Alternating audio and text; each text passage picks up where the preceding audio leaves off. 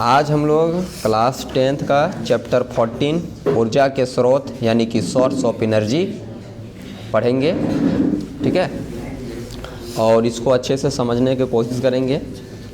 सबसे पहले तो हम लोग पढ़ेंगे कि जो ऊर्जा के स्रोत है, तो ऊर्जा के स्रोत यानी कि ऊर्जा। तो हम लोग सबसे पहले जानेंगे कि ऊर्जा क्या होता है। तो ऊर्जा का मतलब बताया जा रहा है कि जो हमें कार्य करने की क्षमता प्रदान करता है उसे ही ऊर्जा कहते हैं। मतलब जिससे हम लोग को काम करने की क्षमता मिलती है उसको हम लोग क्या कहते हैं, ऊर्जा कहते हैं। यह एक से अधिक प्रकार का पाया जाता है। मतलब ऊर्जा जो होता है बहुते प्रकार का होता है। जैसे कि स्थितिज ऊर्जा। स्थितिज ऊर्जा का मतलब हो गया जब कोई वस्तु एक जगह अपना पोजीशन को बनाए रखता है तो उस टाइम जो उसमें एनर्जी पाया जाता है, उस समय उसमें जो एनर्जी पाया जाता है उसी को हम लोग स्थितिज ऊर्जा कहते हैं। गतिज ऊर्जा यानी कि जब कोई वस्तु मूव कर रहा है, चल रहा है और चलने के दौरान उसमें जो ऊर्जा पाया जाता है उसको हम लोग बोलते हैं गतिज ऊर्जा। यांत्रिक ऊर्जा जो मशीनों से मिलती है। रासायनिक ऊर्जा जो कि हम लोग को खाना से मिलता है। विद्युत ऊर्जा जो बिजली के बारे में बात कर रहे हैं, जो पानी से बनता है। उष्म ऊर्जा हीट सूर्य की रोशनी से, या और भी बहुत सारे अन्य स्रोतों से भी मिलता है। तो ऊर्जा एक अदिश राशि है। अदिश राशि का मतलब होता है जिसमें केवल परिणाम होता है। इसका ऐसा ही मात्रक जो होता है जूल होता है और इसे हम लोग अंग्रेजी में एनर्जी कहते हैं तथा ई अक्षर द्वारा इसको दर्शाया जाता है। एनर्जी का जो शॉर्ट फॉर्म होता है उसको हम लोग ई अक्षर से दर्शाते हैं। अब आगे हम लोग ये जानने वाले हैं कि ऊर्जा के स्रोत तो किसको बोलते हैं। ऊर्जा के स्रोत तो बोलता है वैसा प्रक्रम या स्रोत जहाँ से दीर्घकाल तक हमें उपयोग करने लायक ऊर्जा प्राप्त हो उसे ऊर्जा के स्रोत कहते हैं। यह कहना चाह रहा है कि वैसा प्रक्रिया या प्रक्रम या प्रोसेस या स्रोत मतलब जहाँ से आता है, तो जहाँ से चीज़ें निकल के आता है उसको स्रोत बोलते हैं। तो वैसा प्रक्रम या स्रोत जहाँ से दीर्घकाल का मतलब होता है लंबे समय तक, ठीक है, लंबे समय तक हमें उपयोग करने लायक ऊर्जा प्राप्त हो। मतलब हम लोग को उसका उपयोग कर पाएँ, ऐसा ऊर्जा हमको मिलते रहे लंबे समय तक, तो उन्हीं को हम क्या करते हैं, ऊर्जा के स्रोत कहते हैं, ठीक है। तो उसमें अगर हम इसका बात करेंगे, उदाहरण की बात करेंगे, तो इसमें हम लोग बात कर सकते हैं सबसे पहले सूर्य को। सूर्य अपने आप में ऊर्जा का बहुत बड़ा स्रोत है, ठीक है, कि लगभग सभी ऊर्जा सूर्य के ऊर्जा से ही प्राप्त हुआ है। दूसरा, अगर हम लोग समुंदर की बात करते हैं तो समुद्र से भी हम लोग को बहुत सारे ऊर्जा प्राप्त होता है ना। इस तरह और भी बहुत सारे हैं जिनसे हम लोग को ऊर्जा मिलता है। आगे ऊर्जा के स्रोत के भी प्रकार, देखो इसका भी प्रकार है कि ऊर्जा का स्रोत कहाँ से मिल रहा है। तो ऊर्जा के जो स्रोत हैं उनके प्रकार में देखा जाए तो दो प्रकार की बात आता है। एक होता है नवीकरणीय ऊर्जा स्रोत, जिसको हम लोग इंग्लिश में रिन्यूएबल सोर्सेस ऑफ एनर्जी कहते हैं, और एक आता है आपका अनवीकरणीय ऊर्जा स्रोत, जिसको हम लोग non renewable source of energy कहते हैं। बात समझ में आ रही? अब हम लोग बात करने वाले हैं कि जो नवीकरणीय ऊर्जा स्रोत है उसका क्या मतलब है। कहता है कि नवीकरणीय ऊर्जा स्रोत वे स्रोत होते हैं जिनका हम बार बार उपयोग कर सकते हैं। क्या कर सकते हैं? बार बार उपयोग कर सकते हैं तथा इनके अधिक दिनों तक चलने की संभावना रहती है। मतलब इसका हम लोग बहुत दिन तक हम लोग इसका प्रयोग कर सकते हैं, उपयोग कर सकते हैं ऊर्जा का। कहता है कि नवीकरणीय ऊर्जा स्रोत वे स्रोत हैं जिनका हम बार बार उपयोग कर सकते हैं। जैसे सूर्य का रोशनी का हम लोग क्या प्रतिदिन इस्तेमाल कर रहे हैं, हम लोग कर रहे हैं, पेड़ पौधा कर ही रहा है ना। कुल मिला के पेड़ पौधा ज़्यादा करता है, उसकी वजह से हम लोग लेते हैं, तथा इसके अधिक दिनों तक चलने की संभावना रहती है ना। बहुत दिन तक चलने की भी संभावना रहती है, जिसको हम लोग क्या कहते हैं, नवीकरणीय ऊर्जा स्रोत। अब कुछ बताया जा रहा है कुछ नवीकरणीय ऊर्जा स्रोत के उदाहरण, मतलब कौन कौन से उदाहरण है जो आपका नवीकरणीय ऊर्जा स्रोत में आएगा। तो जैसे बताया जा रहा है पवन ऊर्जा, मतलब जो बहता हुआ हवा है उसको पवन ऊर्जा कहते हैं। उसके बाद है बहते हुए जल से प्राप्त ऊर्जा, बहते हुए जल यानी कि समुद्र नदी से समझ लीजिए, सूर्य से प्राप्त सौर ऊर्जा जिसको बोलते हैं, है ना, सूर्य से जो प्राप्त होता है उसको सौर ऊर्जा कहते हैं। तो ये सब जो ऊर्जा हैं वो क्या है, हम लोग बार बार इस्तेमाल कर सकते हैं और लंबा समय तक चलता रहेगा। जब तक पृथ्वी है तब तक ये सब तो रहेगा ही रहेगा। बात करने वाले हैं हम लोग पवन ऊर्जा की, कि पवन ऊर्जा क्या है। तो कहता है पवन के तेज बहाव के कारण कार्य करने की जो क्षमता प्राप्त होती है उसे हम लोग पवन ऊर्जा कहते हैं। मतलब जब हवा बहुत तेज़ चलता है और उसके वजह से जब हम लोग कोई कार्य को संपन्न कर सकते हैं, कर लेते हैं, तो हम लोग उसको क्या बोल देते हैं, पवन ऊर्जा। कहता है पवन ऊर्जा का उपयोग देखो कहाँ कहाँ होता है। कहता है कि पाल वाली नाव चलाने में, देखना कुछ ऐसे भी नाव होते हैं जिसमें पर्दा बांधा हुआ रहता है और हवा का झोंका आने से वो नौका चलता है ना। उसमें थोड़ा समस्या आ सकता है, मान लो अगर हवा उल्टा चलने लगा तो, है ना, तो पाल में नहीं, तो ऐसा बात नहीं है। वो लोग का जो पर्दा बांधता है ना, उस पर्दा का बांधने का डिजाइन अलग रहता है, समझा। उस समय वो लोग जानता है कि हवा किधर से चल रहा है, उस समय ही उसको उसी तरह उसको बनाया गया रहता है कि वो आसानी से चल सके। तो पाल वाली नाव चलाने में और पवन चक्की चलाने में, पवन चक्की तो जानता है ना, विंड व्हील, जिससे हम लोग का बिजली भी उत्पन्न किया जा सकता है।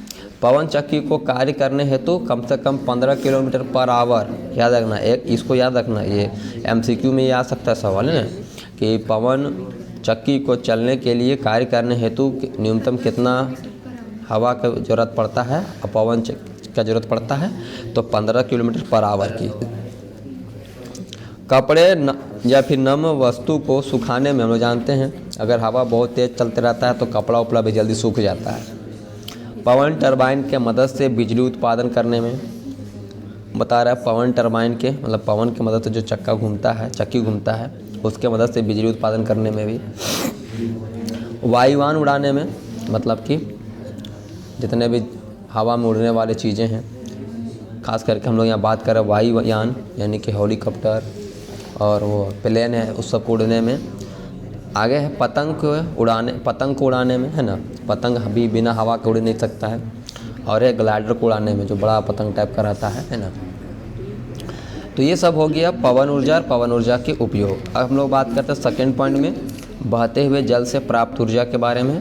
कहता है बहते हुए जल में ऊर्जा की अपार क्षमताएं छिपी रहती है, मतलब बहता हुआ पानी में बहुत ज़्यादा ऊर्जा रहता है।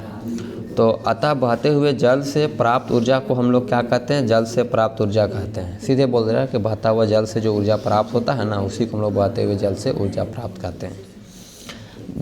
जल ऊर्जा प्राप्त करने हेतु बड़े बड़े बांध डैम बनाने पड़ते हैं, जिससे कुछ समस्याएं भी उत्पन्न होती है। कहता है कि जल से, बहता हुआ जल से हम लोग ऊर्जा तो प्राप्त करते हैं, लेकिन उसके लिए बहता हुआ जल से क्या करना पड़ता है, डैम बनाना पड़ता है। अब जब डैम बनाएगा तो बहुत सारा समस्या आएगा। डैम का मतलब समझ रहे, नदी बह रहा है और नदी को क्या करना है, छेक कर पानी को छेक देना है, ठीक है, और ऊंचा ऊंचा बड़ा बड़ा दीवार बना के पानी को इकट्ठा कर देना है, तो उसको हम लोग क्या कर देते हैं, बांध यानी डैम। तो क्या देखो समस्या उत्पन्न हो सकता है। तो पहला कहता है जिन नदियों पर बांध बनाए जाते हैं वहाँ बहुत बड़ा क्षेत्र पानी में डूब जाता है। सीधी सी बात है भाई। अब मान लो अगर पानी को हम छेक देंगे तो जहाँ छेके हैं उसके पीछे वाला इलाका क्या होगा, पानी से भर जाएगा। आगे तो भाई पानी नहीं जा रहा है क्योंकि छेक दिए हैं, लेकिन पीछे जो अब छेक दिए हैं तो पीछे पानी तो भर जाएगा पूरा। कहता है कि जिससे दूरगामी पर्यावरणीय समस्या उत्पन्न होने लगती है। मतलब कहने का मतलब ये हो रहा है कि पानी को जब जमा कर देंगे तो पीछे का जो इलाका है वो तो भर जाएगा, तो जितना भी पेड़ पौधा है और बड़ा बड़ा पेड़ उड़े सब पानी में डूब जाएगा और सड़ जाएगा। तो बोल रहा है क्या हो जाएगा, पर्यावरण में जो प्रदूषण हो जाएगा वो उत्पन्न हो जाएगा। दूसरा कहता है इससे कई मानव बस्तियाँ तथा कृषि युग भूमि नष्ट हो सकती है। देखो कहता है अगर सीधी बात है, अगर उस नदी के किनारे अगर बस्ती बसल है या जो आदमी लोग कृषि काम कर रहा है, जो ज़मीन है वो सब तो नष्ट हो जाएगा, पानी में डूब जाएगा। या गोला में ऐसे नहीं हुआ था, बहुत सारा ज़मीन डूब गया था, तो फिर कहा गया था कि सरकार उन लोगों को दूसरा जगह ज़मीन दिया, घर बना के दिया, है ना। तो ऐसा ही होता। वो तो फिर भी बहुत छोटा यहाँ वाला डैम है, गोला वाला डैम। इससे भी बड़ा बड़ा जो डैम है, जैसे भी झारखंड में सबसे बड़ा उधर जो डैम है नहीं वो मैथन, तो उसमें भी बहुत दूर तक देखते हैं एकदम पूरा पानी को एकदम ढका हुआ रहता है, पानी ढका हुआ बहुत दूर तक है। इसका मतलब क्या है, अगल बगल उस समय जो कृषि क्षेत्र वाला जो ज़मीन उमीन होगा वो सब भी ख़त्म हो गया। प्लस जो लोग वहाँ समय उस समय बस्ती उस्ती में घर उर में रहता होगा वो लोग को वहाँ विस्थापित कर दिया गया होगा। इससे जंगल या पौधे डूब जाते हैं। देखो अगर जंगल उंगल लगेगा तो सब डूब जाएगा, जिससे वनस्पति सड़कर बहुत अधिक मात्रा में मीथेन गैस बनाते हैं, जो एक ग्रीन हाउस गैस है। ग्रीन हाउस गैस मतलब जो हम लोग प्रकार के पर्यावरण को दूषित कर रहा है। यह खास स्थानों में ही बनाया जा सकता है। देखो लिखा हुआ है, जहाँ तहाँ बना भी नहीं सकते हैं, हम लोग वहीं बना सकते हैं जहाँ उसका उपयोग करना आसान हो सकता है। अगल बगल ज़मीन अच्छा खासा होगा जहाँ पे हम लोग उसका यूज कर सकते हैं आसानी से। प्लस हम लोग वही जगह बना सकते हैं जहाँ अगल बगल बस्ती उस्ती कम होगा, नहीं तो पता चलेगा कि सब घर डूब गया है। ऊर्जा का उपयोग कैसे करते हैं ध्यान देना। कहता है आधुनिक युग में जल ऊर्जा से बहुतायत मात्रा में ही विद्युत ऊर्जा उत्पन्न की जाती है। अभी देखा जाए तो अभी का बात करेंगे तो सबसे ज़्यादा जो ऊर्जा है वो विद्युत जल से ही उत्पन्न होता था। और अब तो थोड़ा सा ज़्यादा टेक्निकल हो गया, तो सौर ऊर्जा का इस्तेमाल ज़्यादा किया जा रहा है ना। पवन चक्की में भी इस्तेमाल किया जा रहा है, वो सोलर सेल में भी इस्तेमाल किया जा रहा है। और इससे निर्मित बिजली को पन बिजली भी कहते हैं। देखो पानी से उत्पन्न बिजली को क्या कहते हैं, पन बिजली। इनका उपयोग नाव के निर्मित कर परिवहन के तौर में उपयोग करते हैं। देखो इनका उपयोग नाव के निर्मित कर परिवहन के तौर पर भी उपयोग किया जाता है। अच्छा, परिवहन का मतलब जैसे वो पानी है तो पानी है तो डैम है, डैम में तो हम लोग क्या कर सकते हैं, वहाँ पर नाव बनाकर परिवहन के लिए भी इस्तेमाल किया जा सकता है उस डैम में। सो बोल रहा है। आगे है कि सूर्य से प्राप्त सौर ऊर्जा। हम लोग जानते हैं भाई, सूर्य से जो ऊर्जा प्राप्त होता है उसको हम लोग क्या बोलते हैं, सौर ऊर्जा कहते हैं। तो सूर्य से प्राप्त सौर ऊर्जा है। तो कहता है वर्तमान समय में सौर ऊर्जा का उपयोग बड़ी पैमाने पर हो रहा है भाई। अभी तो बहुत ज़्यादा इस्तेमाल हो रहा है। आदमी घरे घर अपना घर में भी छत ऊपर लगा दे रहा है, पैनल है ना, सोलर पैनल लगा रहा है, फिर उसको दिन भर चार्ज कर रहा है, रात को उसका यूज कर रहा है। इसका उपयोग विद्युत उत्पन्न करने में किया जा रहा है। सोलर कुकर में सौर ऊर्जा का उपयोग कर खाना भी बना रहा है आदमी, है ना। सोलर कुकर जो होता है सूर्य की रोशनी से काम करता है और फिर वहाँ खाना वाना बन जाता है। लेकिन तलने वाला चीज़ नहीं बनता है, बस भात दाल वही सब बनाया जा सकता है। आगे है कि सौर ऊर्जा का उपयोग, आखिर सौर ऊर्जा का उपयोग कहाँ कहाँ कैसे किया जा रहा है। अतः सोलर कुकर का उपयोग कर खाना बनाया जा रहा है। दूसरा, छोटे छोटे उपकरण जैसे घड़ियाँ, कैलकुलेटर आदि बनाए जा रहे हैं, मतलब सूर्य की रोशनी से सब चलेगा। और विदेशों में छोटे छोटे वाहन भी क्या किया जा रहा है, सौर ऊर्जा से चलाए जा रहे हैं, है ना। लेकिन इस समय दिक्कतें हैं नहीं, अगर बरसात या बादल छा गया तो गाड़ी गया है जहाँ तहाँ रुक जाएगा। तो उस समय हमको लगता है पेट्रोल की भी व्यवस्था किया जाता होगा, ताकि जहाँ बादल छा गया है उसके बाद वहाँ तो इस्तेमाल किया जा रहा है। अब जो दूसरा नंबर का था ना, एक नवीकरणीय था। तो अभी तक हम लोग नवीकरणीय ऊर्जा स्रोत के बारे में पढ़ रहे थे। अब दूसरा हम लोग का आया अनवीकरणीय ऊर्जा स्रोत। कहता है ऊर्जा के वैसे स्रोत जिनके भंडार सीमित हैं। भंडार सीमित है मतलब जिसका एक बार बन चुका है ना, तथा बार बार उपयोग करने से वो शीघ्र समाप्त हो जाएगा। और उसको अगर हम लोग बार बार यूज करते हैं तो वो कहाँ हो जाएगा, ख़त्म हो जाएगा। तो उसको हम लोग क्या कहते हैं, नवीकरणीय ऊर्जा स्रोत कहते हैं। इनके उपयोग मतलब अनवीकरणीय ऊर्जा स्रोत कहते हैं। और इनके उपयोग से पर्यावरण प्रदूषित भी होता है, याद रखना। इसका यूज करने से पर्यावरण दूषित भी हो जाता है।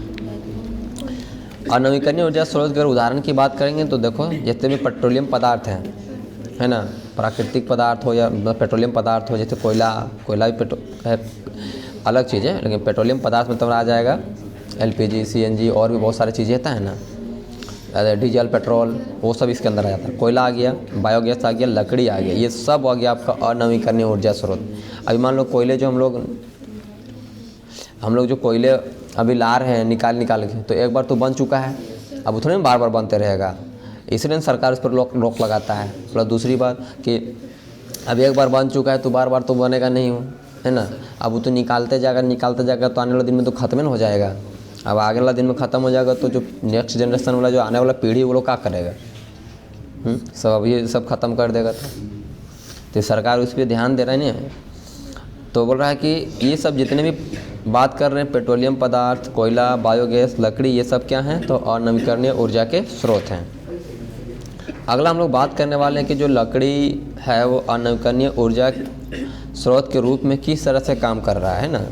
तो स्पष्टतः लकड़ी एक अनवीकरणीय ऊर्जा स्रोत है, किंतु एक पेड़ को पुनः विकसित करने में 15 वर्ष से अधिक समय लगता है। एक पेड़ को तैयार करने में, पूरा बढ़ने में टोटल कितना लगता है? 15 साल लगता है। इस तरह लकड़ी के पुनः प्राप्ति में हमें अधिक समय लगता है। वृक्षों के कटने से जंगल नष्ट होता है, इससे पर्यावरण में क्या होता है? असंतुलन उत्पन्न होता है। अतः ईंधन के रूप में लकड़ी का उपयोग अनुचित है। इसीलिए हम लोग लकड़ी से भी ईंधन का काम नहीं करा सकते हैं, क्योंकि अगर हम लोग ईंधन के रूप में लकड़ी का इस्तेमाल करते रहें तो लकड़ी भी ख़त्म हो जाएगा। जंगल तो है, लेकिन ऐसे तो जंगल कट रहा है दिन प्रतिदिन घर और बिल्डिंग और बड़ा बड़ा उद्योग कारखाना बनाने में। तो क्या होता है कि ना, मान लो कि एक पेड़ को बढ़ने में 15 साल लग रहा है, फिर हम उसको एक दिन में साफ कर दे रहे हैं, समझ रहा है? इसीलिए हम लोग इसको क्या मान रहे हैं? अनवीकरणीय ऊर्जा स्रोत मान रहे हैं। ठीक है। दूसरा है, आगे हम लोग बात करने वाले हैं परंपरागत एवं गैर परंपरागत ऊर्जा के स्रोत। ठीक है, कि किसको हम लोग परंपरागत एवं गैर परंपरागत ऊर्जा के स्रोत मानेंगे। तो वैसे ऊर्जा स्रोत जिनका उपयोग हम बहुत पहले से करते आ रहे हैं उन्हें हम लोग परंपरागत ऊर्जा स्रोत कहते हैं। जैसे लकड़ी का इस्तेमाल पहले से कर रहा है, गोईठा यानी उपला जिसको बोलते हैं, पेट्रोलियम का, कोयला का, बहता जल का, पवन का, बायोगैस का आदि, ये सब परंपरागत ऊर्जा स्रोत हैं। इनमें से कोयला एवं पेट्रोलियम जो है वो अनवीकरणीय ऊर्जा स्रोत है, जबकि जो बायोगैस, जीव द्रव्यमान और जो पवन है, बहता जल जो है, ये सब क्या है? नवीकरणीय ऊर्जा स्रोत है। ऊर्जा के वे स्रोत जिनका उपयोग हम हाल में ही प्रारंभ किए हैं तो उसको हम लोग गैर परंपरागत ऊर्जा के स्रोत मानते हैं, या फिर उसको हम वैकल्पिक ऊर्जा स्रोत कहते हैं। तो नवीकरणीय ऊर्जा, नाभिकीय ऊर्जा जो है, भू उष्मीय ऊर्जा, महासागरीय तापीय ऊर्जा, सोलर सेल, इन सब ऊर्जाओं को हम लोग क्या बोलते हैं? गैर परंपरागत ऊर्जा स्रोत कहते हैं। जैसे नाभिकीय ऊर्जा का मतलब हो गया कि किसी भी परमाणु के नाभिक से उत्पन्न ऊर्जा को हम लोग नाभिकीय ऊर्जा कहते हैं। भू उष्मीय ऊर्जा मतलब जिस इलाका में है ना, जहाँ पे ज़मीन के अंदर बहुत ज़्यादा उष्मा होता है, उसको पंप के द्वारा निकाला जाता है, तो उसको हम लोग भू उष्मीय ऊर्जा कहते हैं। और महासागरों से जो ज्वार भाटा के जरिए जो ऊर्जा उत्पन्न किया जाता है उसको हम लोग क्या बोलते हैं? महासागरीय ऊर्जा कहते हैं। ठीक है। सोलर सेल तो जान ही रहे हो, सूर्य से जो हम लोग ऊर्जा को प्राप्त करते हैं, सौर ऊर्जा जिसको बोलते हैं, ये सब हम लोग क्या बोल देते हैं? सोलर सेल से हम लोग जो प्राप्त कर रहे हैं ऊर्जा, उसको बोल रहे हैं। इन सभी को जो हाल में इस्तेमाल हुआ है, इसीलिए हम लोग इसको गैर परंपरागत ऊर्जा स्रोत कहते हैं। आगे जो है कि ऊर्जा के उत्तम या फिर आदर्श स्रोत किसको मानेंगे, मतलब किस स्रोत को हम ऊर्जा का अच्छा और उच्चतम स्रोत मानेंगे, उत्तम स्रोत मानेंगे। ठीक है। कहता ऊर्जा के आदर्श स्रोत के निम्नलिखित गुणधर्म होने चाहिए। उनमें से जो पहला गुणधर्म क्या है कि इसे कम लागत पर या आसानी से सुलभ होना चाहिए। मतलब इसे कम लागत यानी खर्च पर आसानी से सुलभ होना चाहिए। मतलब ऊर्जा का उत्तम या फिर आदर्श स्रोत उसी को मानेंगे जहाँ से हम आसानी से कम पैसा में उसका ऊर्जा को प्राप्त कर पा रहे हैं। ठीक है। अधिक समय तक एक समान दर से ऊर्जा मिलते रहना चाहिए, है ना।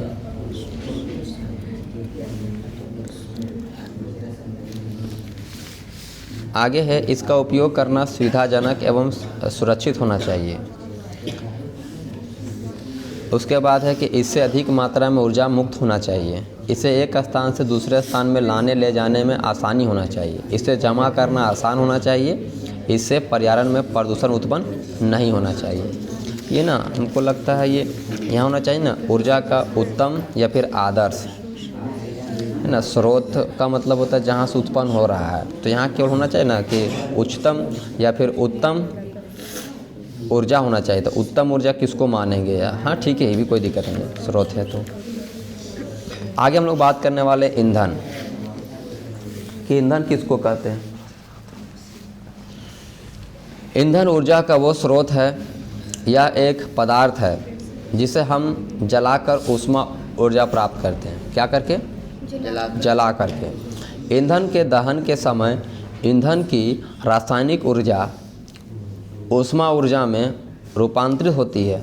ऊष्मा निकलने के कारण इसे हम ऊष्माक्षेपीय विक्रिया भी कहते हैं। तो वो कहता है कि ईंधन जो है ऊर्जा का एक स्रोत है। स्रोत मतलब भाई जहाँ से आ रहा है। तो ईंधन से हम लोग जानते हैं ऊर्जा प्राप्त करते हैं ना। जैसे अगर पेट्रोल है तो उससे भी तो ऊर्जा मिल रहा है, माटी तेल है तो उससे हम लोग ऊर्जा मिल रहा है, लकड़ी तो उससे भी ऊर्जा मिल रहा है। तो ईंधन ऊर्जा का एक स्रोत है या एक पदार्थ है। सीधी बात है, जितना भी ईंधन है वो क्या पदार्थ है जिसे हम जलाकर क्या करते हैं? ऊष्मा प्राप्त करते हैं। ईंधन के दहन के साथ ईंधन की रासायनिक ऊर्जा जो है ऊष्मा ऊर्जा में क्या हो जाता है? बदल जाता है। लकड़ी का जला रहे तो लकड़ी में जो पहले से ऊष्मा रासायनिक ऊर्जा है वो हम लोग को ऊष्मा ऊर्जा दे रहा है। अब बोलेंगे सर उसमें रासायनिक ऊर्जा आया कैसे? तो हम लोग जानते हैं कि जो पेड़ था तो सूर्य का रोशनी यानी प्रकाश संश्लेषण से अपना भोजन बनाया। अब भोजन जो बनाया है वो उसका क्या हो गया? रासायनिक ऊर्जा हो गया। ऊष्मा निकलने के कारण इसे हम लोग क्या बोल दे रहे हैं? ऊष्माक्षेपीय अभिक्रिया। क्योंकि हम लोग पहला चैप्टर में पढ़े थे ना कि वैसा रासायनिक अभिक्रिया जिससे हम लोग को ऊष्मा उत्पन्न होता है उसको ऊष्माक्षेपीय अभिक्रिया कहते हैं। देखो कुछ ईंधन के ऊष्मीय मान बताया जा रहा है कि किसी ईंधन के 1 ग्राम या फिर 1 किलोग्राम अगर पूरा जलता है तो जलने से जितनी ऊर्जा उत्पन्न होता है उसी को हम लोग ईंधन का ऊष्मीय मान कहते हैं। जैसे यहाँ बताया गया लकड़ी का जो ऊष्मीय मान होता है 17 जूल पर ग्राम है। कोयला का लगभग 25 से 33 जूल पर ग्राम है। चारकोल का 33 जूल पर ग्राम है। मीथेन का 50 से 55 जूल पर ग्राम है।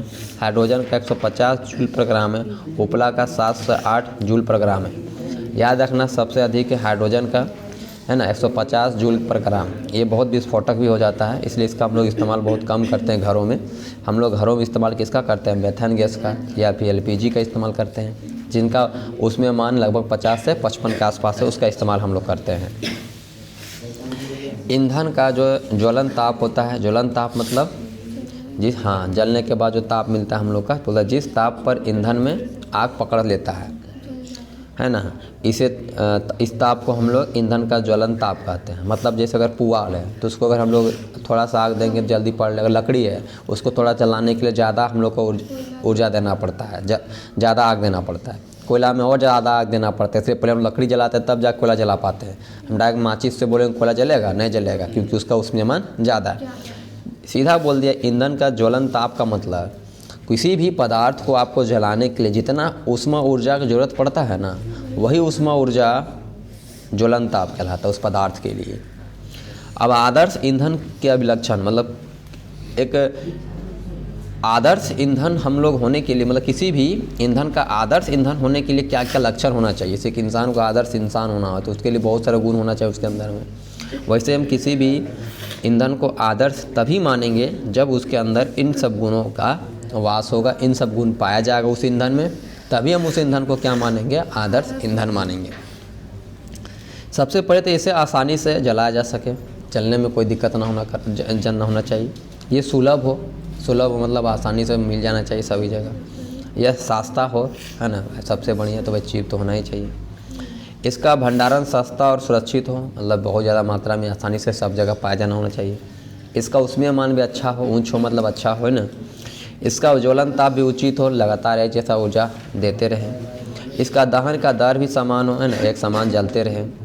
इसके दहन के पश्चात अवशेष कम बचे, मतलब जलाने के बाद राख उख ना बचे। जैसे लकड़ी जलाते तो राख बचता है, कोयला जलाते तो राख बचता है, तो राख भी नहीं बचना चाहिए। दहन के पश्चात मतलब दहन के बाद विषैले गैस मुक्त नहीं होना चाहिए, मतलब ये नहीं कि ऐसा गैस निकला कि सब सांस लिया मर गया। इसे लाने ले जाने में भी सुविधा हो, यह अधिक दिनों तक उपलब्ध हो तथा इससे उत्पन्न प्रदूषण को नियंत्रण भी किया जा सके। तो जब इतना सारा गुण किसी ईंधन में पाया जाएगा तभी हम उस ईंधन को क्या मानेंगे? आदर्श ईंधन मानेंगे। तो इन सब गुणों, अगर इन सब गुण को देखें तो अभी फ़िलहाल ऐसा कौन सा ईंधन है जिसका हम लोग कम से कम कुछ नहीं तो इसके आसपास तो मान सकते हैं कुछ गुण नहीं मिलता होगा, लेकिन बहुत ज़्यादा गुण तो मिलता होगा। CNG LPG है ना, इस तरह चीज़ क्या होता है, इस तरह जो ईंधन है अभी सब इसके अंदर आ रहा है, आदर्श ईंधन को मान सकते हैं। लेकिन कहीं ना कहीं लोग भी थोड़ा बहुत क्या करता है, प्रदूषित इन्वायरमेंट को कर रहा है। लेकिन कोयला और लकड़ी से तो भाई लाख गुना अच्छा है। इसीलिए ना सरकार कोयला पे रोक लगा के और LPG गैस कनेक्शन दे रहा है, तो कारण ही सब है ना, है ना। पहले LPG का भी बहुत ज़्यादा महंगा हो गया है ना, 400 से 1100 रुपया हो गया, बहुत महंगा हो गया। अब बात आता है कि ऊर्जा के परंपरागत स्रोत। ऊर्जा के परंपरागत स्रोत, वैसे ईंधन, देखो परंपरागत स्रोत को ही नाम दिया जीवाश्मी ईंधन, है ना। ऊर्जा के जो परंपरागत स्रोत हैं, या फिर उसी को हम लोग कह सकते हैं जीवाश्मी ईंधन। देखो जीवाश्मी ईंधन से पता चलता है ना, जीवों से बना हुआ, जीवों के अवशेष से बना हुआ ईंधन। अभी से कोयला भी क्या है, तो कहीं ना कहीं बहुत पहले पेड़ पौधा जला था, वो धीरे धीरे कन्वर्ट हो गया, है ना, उसमें ताप और प्रेशर के मिलने से कोयला बन गया। तो उसी के बारे में हम लोग जानने वाले हैं। वैसे ईंधन जिनका निर्माण आज से करोड़ों वर्ष पहले ज़मीन के अंदर दबे हुए जंतुओं से, वनस्पतियों के अवशेष से हुआ है, उसी को हम लोग जीवाश्म ईंधन कहते हैं। ये ईंधन कार्बन के वे यौगिक होते हैं, मतलब बता रहा है कि ऐसे ईंधन कार्बन का यौगिक होता है, मतलब उसमें बहुत ज़्यादा कार्बन से ही मिलकर बना होता है, जो सौर ऊर्जा का उपयोग करते हुए सजीव के अवशेष से बने हैं। कोयला, पेट्रोलियम, प्राकृतिक गैस जीवाश्म ईंधन कहलाते हैं या कहते हैं। मतलब इतने सब देखो सीधा याद ना, नाम है जीवाश्म ईंधन, मतलब जीवों से बना हुआ ईंधन। जीव से कैसे बना हुआ ईंधन, तो जब जीव धरती के अंदर समा गया होगा और उसमें टेम्परेचर और प्रेशर के बनने से वो क्या होगा, डिकम्पोज हो गया होगा। धीरे धीरे वो क्या हो गया, कुछ गैस में, तो कोई कोयला में, तो कोई प्राकृतिक गैसों में कन्वर्ट हो गया है। अब बात कर लेते हैं थोड़ा सा कोयला के बारे में कि कोयला होता क्या है। कहता है कि भूगर्भ यानी कि ज़मीन के अंदर की बात करता है, भूगर्भ शास्त्री लोग हैं जो मतलब ज़मीन के अंदर की चीज़ों के बारे में जो जानकारी रखते हैं, उन लोगों को भूगर्भ शास्त्री कहते हैं। जैसे जो आसमान में अंतरिक्ष के बारे में जो जानकारी रखते हैं उसको कैसे बोलते हैं हम लोग, अंतरिक्ष यात्री। तो ऐसे भूगर्भ शास्त्री का मानना है कि कोयला निर्माण वृक्षों या वनस्पतियों के अवशेषों से हुआ है। यह कोयले के परतों के बीच वृक्ष या पौधों के जीवाश्म पाए जाने से पता चला है। जब कोई जीव मर जाता है तो वह ज़मीन के अंदर धंसता चला जाता है, मतलब समुद्र में कोई जीव है और वो मर गया तो क्या हो जाता है, धंसता चला जाता है। प्लस जो भूमि में जो जीव है वो अगर बहुत पहले, देखो कोयला का सीधा अगर बात करेंगे ना, तो कुछ साइंटिस्ट लोग का मानना है ना कि बहुत पहले बहुत बड़ा भूकंप हुआ था, जिसकी वजह से जितना भी ज़मीन में पेड़ पौधा था ना, वो सब धरती के अंदर समा गया। और जब धरती के अंदर चला गया तो अंदर में बहुत ज़्यादा टेम्परेचर और प्रेशर मिलने के कारण वो धीरे धीरे क्या हो गया, धीरे धीरे लाखों साल लगा और वो कन्वर्ट होकर कोयला का निर्माण हो गया। तो यहाँ वही सब बातें बताया जा रहा है कि जब कोई जीव मरता है तो वह ज़मीन के अंदर धंसता चला जाता है और अंततः उच्च ताप दाब के कारण अपघटित होकर कोयले में बदल जाता है। कोयले का मुख्य घटक कार्बन डाइऑक्साइड एवं ऑक्सीजन होता है। इससे बहुत अधिक मात्रा में गंधक सल्फर भी पाया जाता है। बता रहा है कि इसमें और भी कुछ भी पाया जाता है। ठीक है, अगला जो हम लोग पढ़ेंगे, एक हो गया हम लोग का क्या, कोयला, और दूसरा जो हम लोग का है वो पेट्रोलियम है। तो पेट्रोलियम क्या, इसके बारे में जानते हैं। कहता है पेट्रोलियम अनेक हाइड्रोकार्बनों का जटिल मिश्रण होता है। इसे कच्चा तेल भी कहते हैं। मतलब हम लोग जो पेट्रोलियम है ना, उसको हम लोग क्या कह सकते हैं, कच्चा तेल भी कह सकते हैं। यह प्रकृति में चट्टानों के बीच भूरे काले रंग है ना, काले होना चाहिए, हाँ काले ही है, भूरे काले रंग के द्रव में पाया जाता है, जिसके ऊपर गैस भी हो सकती है ना। ऐसा माना जाता है कि पेट्रोलियम पदार्थ का निर्माण समुद्री सूक्ष्म जंतुओं और, देखो साफ साफ कहा जा रहा है कि पेट्रोलियम अनेक हाइड्रोकार्बनों का जटिल मिश्रण होता है। मतलब हाइड्रोकार्बनों से मिलकर बना होता है। हाइड्रोकार्बन मतलब जिस यौगिक में हाइड्रोजन और कार्बन पाया जाता है। इसे कच्चा तेल भी कहते हैं। मतलब पेट्रोलियम को हम लोग कच्चा तेल भी कहते हैं। यह प्रकृति में चट्टानों के बीच, देखो बोल रहा है कि प्रकृति में पाया जाता है, लेकिन कहाँ, चट्टानों के बीच भूरे काले रंग के द्रव में पाया जाता है। द्रव में पाया जाता है, मतलब लिक्विड में पाया जाता है, जिसके ऊपर गैस भी पाया जाता है, उसके ऊपर और दूसरा गैस भी पाया जाता है। ऐसा माना जाता है कि जो पेट्रोलियम है, पेट्रोलियम जो पदार्थ है का निर्माण समुद्री सूक्ष्म जंतुओं, मतलब समुद्र के सूक्ष्म जीवों से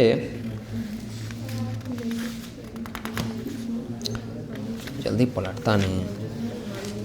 समुद्र के सूक्ष्म जीवों से, वनस्पतियों से हुआ है। मरने के बाद ये जो सूक्ष्म जीव अवशेष होकर तली में चले जाते हैं। तली में कहाँ मतलब ज़मीन, समुद्र में जो होता है ना, समुद्र का पानी रहता है, तो पानी के जब नीचे नीचे जो तली होता है ना, जो ग्राउंड लेवल जिसको बोलते हैं, जहाँ धीरे धीरे बालू मिट्टी के कण उनमें ढकते चले जाते हैं, जिससे जो करोड़ों वर्ष के बाद वो पेट्रोलियम पदार्थ का निर्माण हो जाता है। हम इन्हें कुएँ खोद कर या ज़मीन के ऊपर ले आते हैं, मतलब कुआँ खोद कर उसको लोग ज़मीन के ऊपर ले आते हैं। संसार में मुख्यतः सऊदी अरब, ईरान, इराक, रूस, अमेरिका, चाइना आदि देशों में पेट्रोलियम पाया जाता है। हमारे देश में भी असम में, गुजरात में, बॉम्बे हाई एवं राजस्थान में पेट्रोलियम पाया जाता है। लेकिन साफ साफ बोला कि संसार में मुख्यतः ज़्यादा मात्रा में देखा जाए तो सबसे ज़्यादा जो पाया जाता है, ठीक है। तो यहाँ हम लोग का क्या हुआ, कंप्लीट हो गया कि राजस्थान में, देखो थोड़ा सा अच्छा समझे इसको, तो संसार में मुख्यतः सऊदी अरब में ज़्यादा, ईरान, इराक, रूस, अमेरिका में पेट्रोलियम सबसे ज़्यादा पाया जाता है, ठीक है। चाइना में भी पाया जाता है। देशों में पेट्रोलियम पाया जाता है, इन देशों में, जिन देशों के नाम बताएं हम लोग, हमारे देश में भी पाया जाता है, लेकिन बहुत ज़्यादा मात्रा में नहीं पाया जाता है। जैसे असम में है, गुजरात में है, बम्बई में एवं राजस्थान में पेट्रोलियम पाए जाते हैं, ठीक है। तो आज हम लोग यहीं तक करते हैं, ठीक है। और आप लोग प्लीज़ क्या करना है, सब्सक्राइब करना है, और अगर वीडियो पसंद आए तो शेयर भी दोस्तों में कर देना है।